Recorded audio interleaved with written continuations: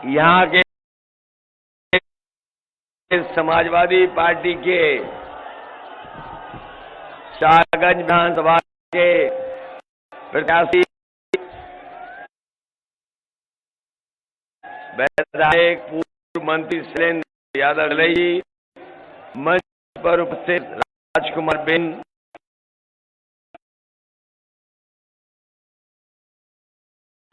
जौनपुर से शुरुआत होगी तो जौनपुर में एक भी सीट भारतीय जनता पार्टी को मिलने वाली नहीं है।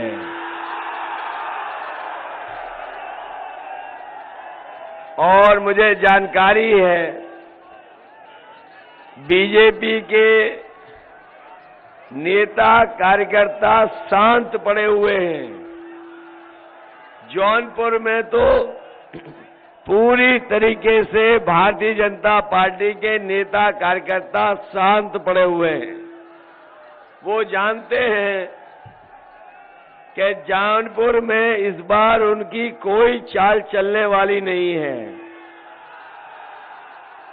मैं तो पहले चरण से ही चुनाव देख रहा हूं। पहला चरण, दूसरा, तीसरा, चौथा, पांचवा और छठे में वोट कल पड़ने जा रहे हैं और आखिरी चरण आपका है।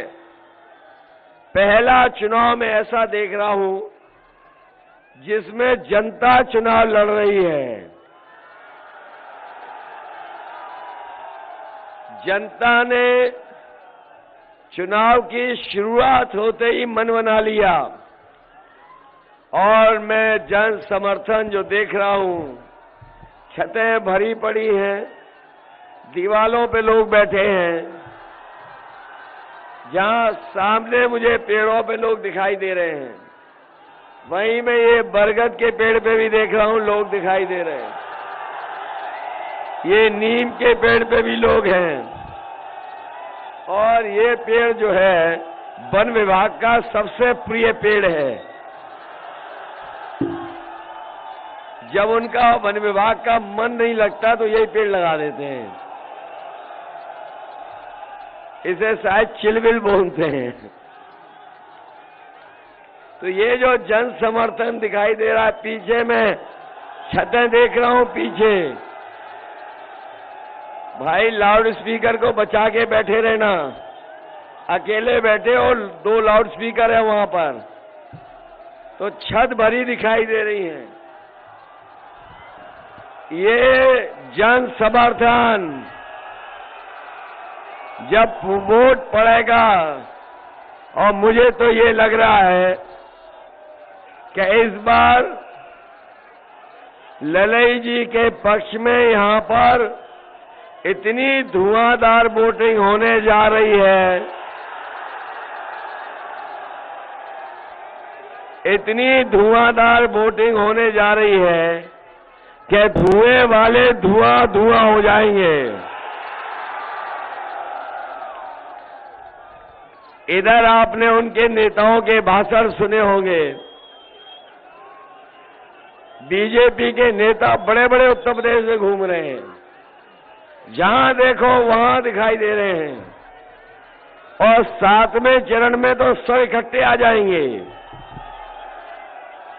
लेकिन कभी उनकी बातों को सोचना और समझना, जब आप सोचोगे और समझोगे तो आप पाओगे कि उनके जो छोटे नेता हैं वो छोटा झूठ बोल रहे हैं, और जो बड़े नेता हैं वो बड़ा झूठ बोल रहे हैं, और जो सबसे बड़े नेता हैं वो सबसे बड़ा झूठ बोल रहे हैं। बताओ बीजेपी के लोग झूठ बोलते हैं कि नहीं बोलते हैं? कहने को तो दुनिया की सबसे बड़ी पार्टी का दावा करते हैं, लेकिन अगर 5 साल का काम और उनके वादे और उन्होंने जो सपने दिखाए थे, अगर उन चीजों का आकलन करोगे तो दुनिया की सबसे झूठी पार्टी अगर कोई है तो भारतीय जनता पार्टी है। हमारे किसान भाई हैं, किसान भाइयों बताओ, आपकी आय दोगुनी हो गई क्या? ये किसान भाई और किसान परिवार के हमारे बेटे नौजवान दिखाई दे रहे हैं। बताओ, किसी की आय दोगुनी हो गई हो तो बता दो। इन्होंने कहा था कि इनकी सरकार बन जाएगी तो 2022 तक हम किसानों की आय दोगुनी कर देंगे। किसी की आय दोगुनी हुई हो तो बता दो। और जब खाद लेने गए तो क्या खाद मिल गई आपको? और डीएपी लेने गए तो क्या डीएपी मिल गई? और जब खाद की बोरी आपने देखी होगी तो बताओ, खाद की बोरी से चोरी हो गई कि नहीं हो गई?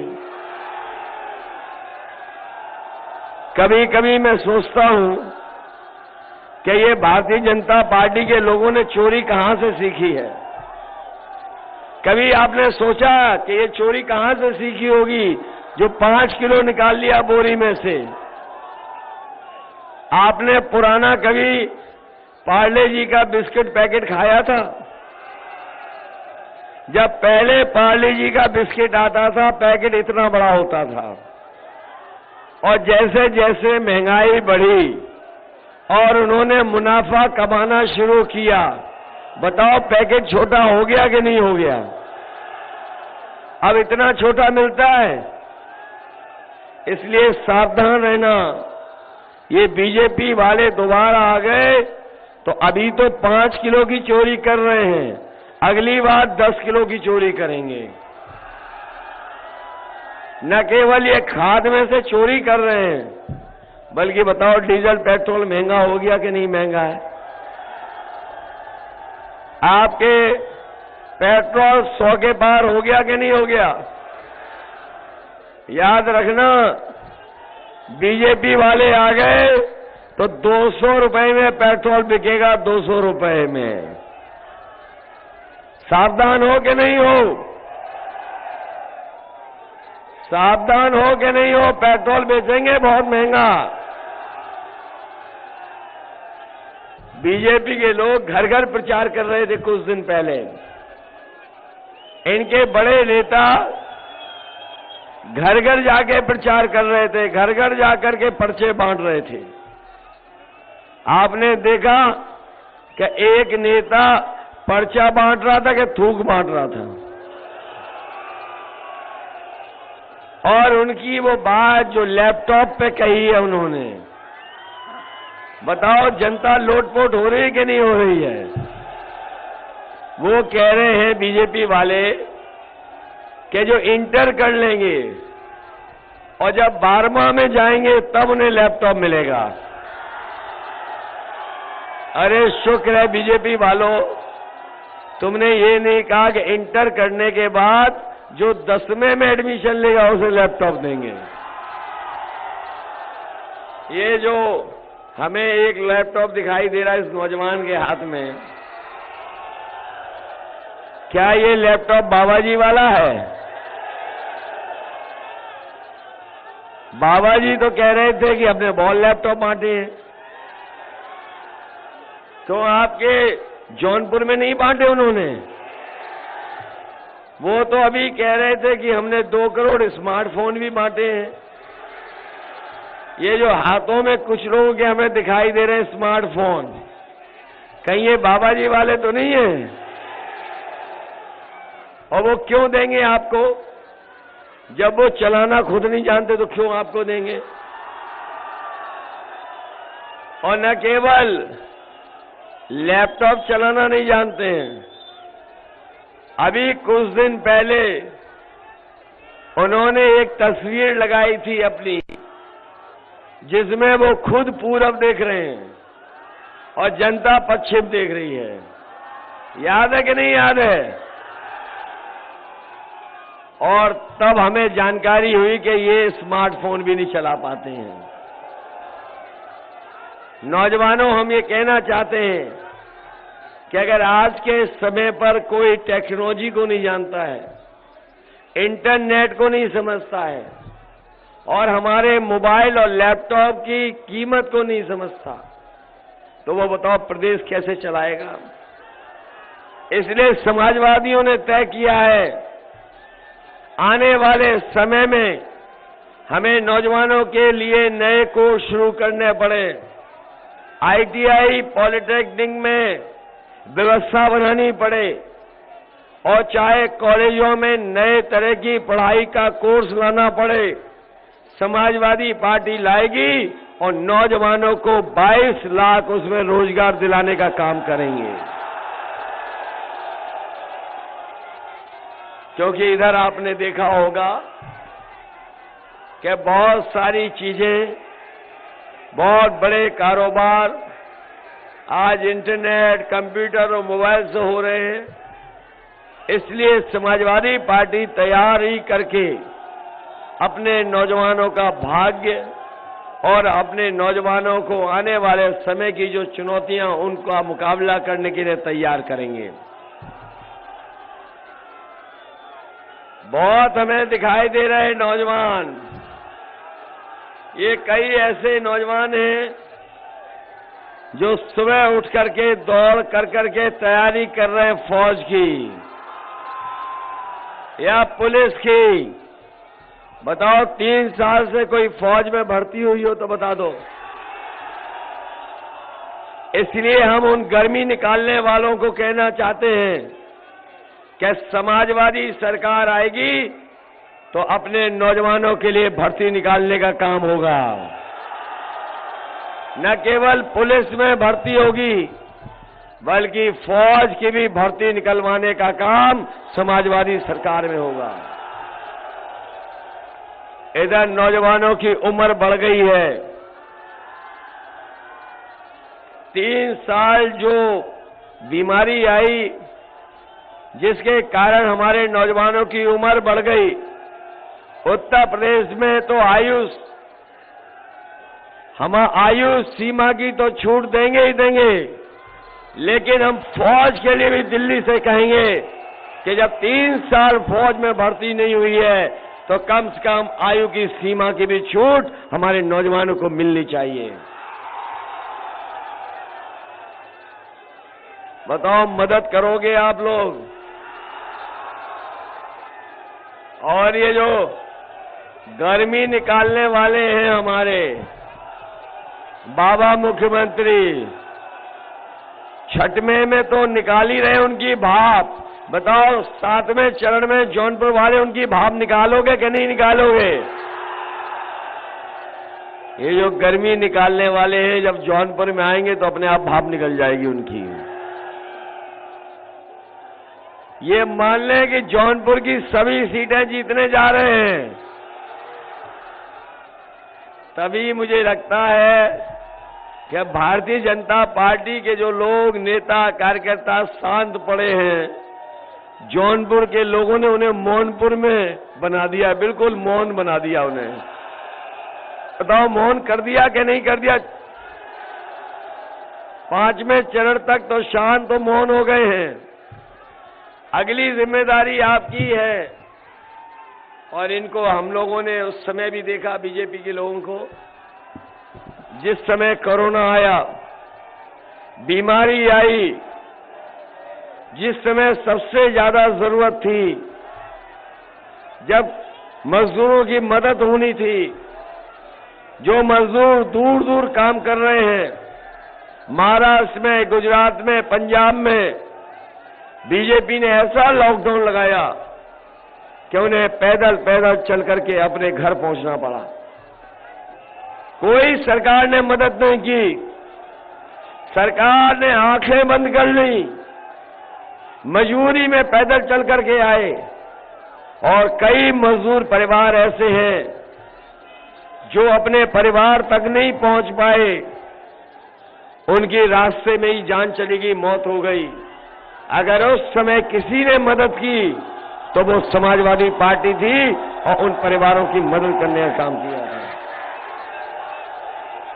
मुझे याद है जौनपुर का एक मुंबई से अपने पूरे परिवार को बैठा करके ऑटो रिक्शे से चल दिया। वो ऑटो रिक्शे से आया, रास्ते में उसका एक्सीडेंट हो गया। न केवल उसके परिवार के सदस्यों की जान गई, बल्कि जो लोन पर लिया था ऑटो वो भी पूरा बर्बाद हो गया। मुझे याद है मैंने वो खबर जब बीबीसी में पढ़ी, उसी समय मैंने मन बना लिया कि इसकी मदद करेंगे। और आप जानकारी होगी और आप पता कर लेना, समाजवादी पार्टी से मैंने उस परिवार की 2 लाख से मदद करने का काम किया। मैं जानना चाहता हूं कि जिस समय मजदूर भाई अपने घर और गांव जाना चाहते थे, बताओ सरकार ने आंखें क्यों बंद कर ली, आंखें मूंद करके बैठ गए। और जब कोरोना की बीमारी आई उस समय बताइए न दवाई दे पाए, न बिस्तर दिला पाए, न किसी की मदद की। और सांसों के लिए सबसे जरूरी ऑक्सीजन है, वो भी सरकार नहीं दे पाई। ये सरकार अगर समय पर दवाई, इलाज और ऑक्सीजन उपलब्ध करा देती तो न जाने कितने गरीबों की जान बच जाती, लेकिन सरकार ने मदद नहीं की। हमारे जौनपुर के भाइयों, आप जानते होंगे समाजवादी सरकार थी, यहां पर मेडिकल कॉलेज दिया। आप देख लीजिए जौनपुर में मेडिकल कॉलेज बन रहा है। ये सरकार अगर बनवा देती तो हमारे गरीबों को दूर दूर इलाज के लिए नहीं जाना पड़ता, यहीं पर इलाज हो जाता। मैं अपने जौनपुर के लोगों को कह के जा रहा हूं, आने वाले समय में 10 तारीख को परिणाम आएगा। मेडिकल कॉलेज को कम से कम इतना अच्छा बनाया जाएगा जिससे हमारे गरीबों को इलाज के लिए कहीं बाहर भागना ना पड़े, उनका पूरा का पूरा इलाज इसी मेडिकल कॉलेज में हो जाए। समाजवादियों ने जो एम्बुलेंस चलाई थी, बताइए बाबा मुख्यमंत्री ने वो एम्बुलेंस खराब कर दी कि नहीं कर दी? खराब हो गई एम्बुलेंस कि नहीं हो गई? और जो नई एम्बुलेंस लेनी चाहिए थी वो भी नहीं ली। इसलिए जौनपुर के भाइयों बहनों में कह के जा रहा हूं, समाजवादी सरकार बनेगी तो गरीबों की मदद के लिए अगर हमें 2 गुनी भी एम्बुलेंस करनी पड़ेगी जौनपुर में, तो एम्बुलेंस लेकर के अपने गरीबों की मदद होगी। ये पुलिस के लिए जो 100 नंबर शुरू हुआ था, बाबा जी ने 112 कर दिया। और जब से 112 हुआ है, हमारी पुलिस भी कबाड़ा हो गई। बताओ 100 नंबर बर्बाद हो गया कि नहीं हो गया? और बाबा जी कभी कभी कहते हैं कि हम 12 बजे सो के उठते हैं। जब से उन्होंने हमें कहा 12 बजे सो के उठते हैं, तब से हमने तय कर लिया है कि उनके घर पे भी हम नजर रखे हुए हैं। और आजकल मैं शाम को देखता हूं, कभी कभी धुआं उड़ता हुआ नजर आता है।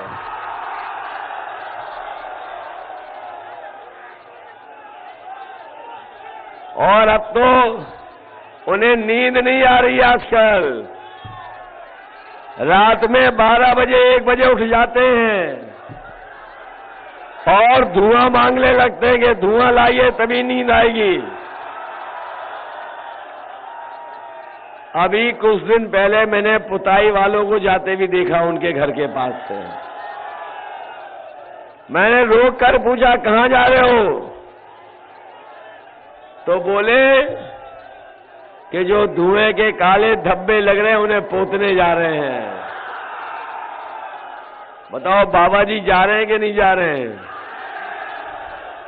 और गोरखपुर पहुंच रहे हैं कि नहीं पहुंच रहे हैं? उन्हें तो पहले ही पैदल पैदल कर दिया पैदल पैदल कि नहीं? और बीजेपी वाले कभी कभी कहते हैं, और उनके मैं भाषण सुनता हूं तो वो हमें घोर परिवारवादी बोलते हैं।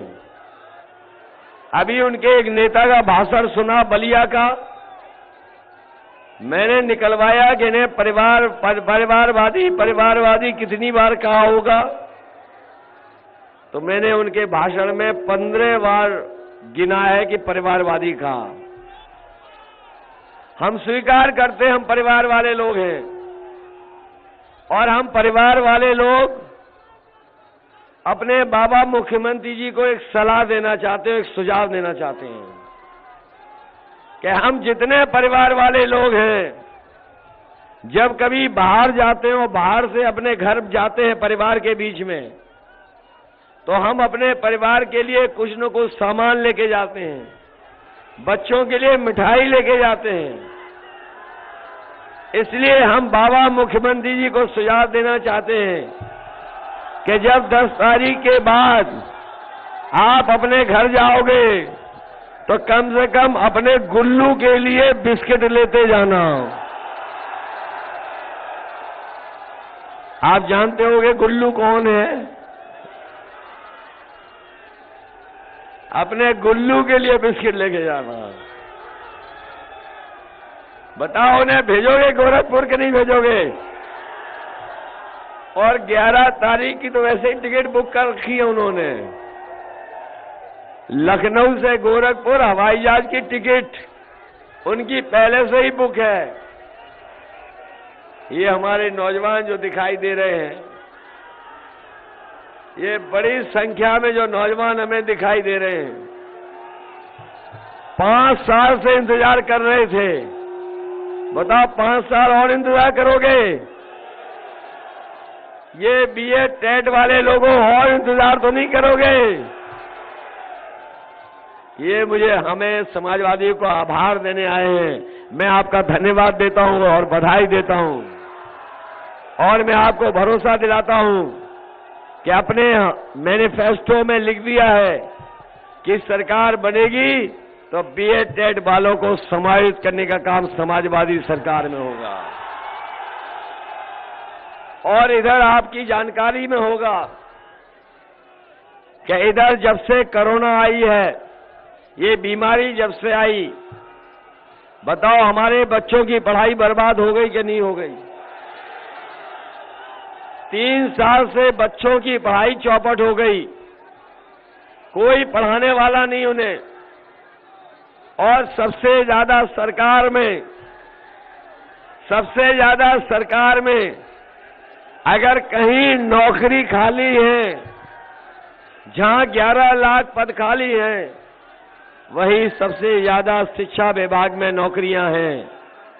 हम अपने नौजवानों को कह के जा रहे हैं, चाहे हमें 22 लाख आईटी के क्षेत्र में रोजगार देना पड़े, बीए टेट को समाहित करना पड़े, शिक्षा मित्र को सम्मान देना पड़े, बीपीएड वालों को, बीटीसी वालों को 11 के 11 लाख पद भर करके अपने नौजवानों को रोजगार और नौकरी देने का काम समाजवादी सरकार में होगा।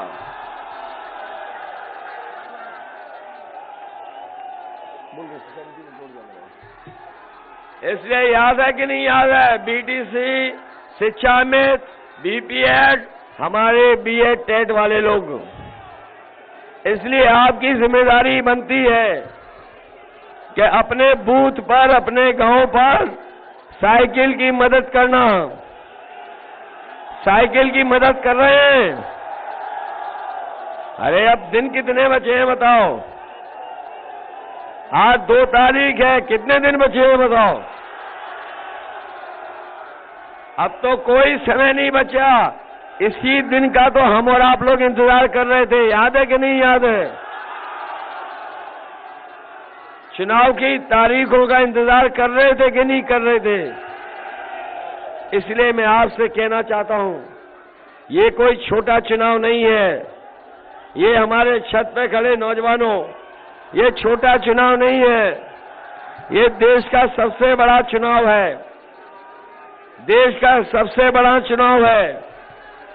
इस चुनाव से न केवल उत्तर प्रदेश बल्कि देश की राजनीति पर असर पड़ेगा, और ये बदलाव का चुनाव है। भारत के संविधान को बचाने का चुनाव है। भारत के हमारे लोकतंत्र को बचाने का चुनाव है। बताओ, भारत के लोकतंत्र को बचाओगे कि नहीं बचाओगे? भारत के संविधान को बचाओगे कि नहीं बचाओगे? महंगाई तो नहीं भूल जाओगे जो महंगाई हो गई है? बताओ, महंगाई हो गई कि नहीं हो गई? जब पिछली बार वोट चाहिए था, तब इन्होंने फ्री सिलेंडर बांटे थे, और आज जब वोट मांगने आ रहे हैं, तो बताओ सिलेंडर की कीमत क्या है? ये तो लग रहा है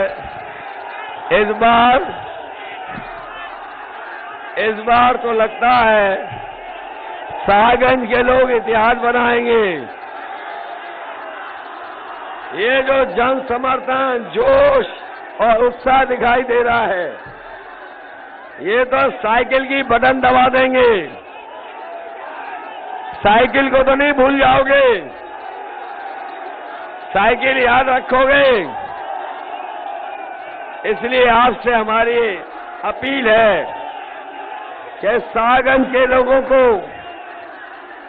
अपनी सरकार बनेगी तो 22 घंटे नहीं 24 घंटे बिजली उपलब्ध कराने का काम करेंगे। 24 घंटे, न केवल 24 घंटे बिजली, बल्कि 300 यूनिट फ्री बिजली होगी, कोई बिल नहीं देना पड़ेगा। किसानों की सिंचाई माफ होगी, कोई सिंचाई के लिए पैसा नहीं देना पड़ेगा।